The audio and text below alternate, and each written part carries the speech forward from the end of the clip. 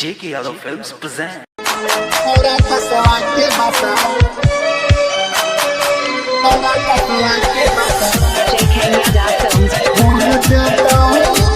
Recording by Mahagauri studio Saharsa. नाचे खातिर मोती हारी ना जई है, नाचे खातिर मोती हारी ना जई है। छौरा कसवा के बसवा हुर देतौ, छौरा कसवा के बसवा हुर देतौ।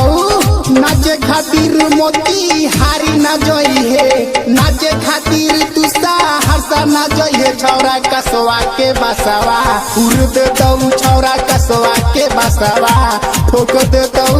छौरा कसवा के बसवा, छौरा कसवा के बसवा recording by Mahagauri studio Saharsa. चढ़ली जवानी जे ऐसे देखाइबे, तोरे गरमी कुल उतार देतौ। चढ़ली जवानी जे ऐसे देखाइबे, तोहर गरमी कुल उतार देतौ। कुंवर में तू लइका खेलाइबे, कुंवर में तू लइका खेलाइबे। हई छपरा जिला के बई पास देतौ रे छौरी कसवा के बसवा घास देतौ। नाचे खातिर मोती हारी ना जई है, नाचे खातिर तुसा हरका ना जई है। छौरा कसवा के बसवा घास देतौ रे छौरा कसवा के बसवा हुर देतौ। छौरा कसवा के बसवा के बसवा, छौरा कसवा के बसवा ऐसे देतौ बसवा।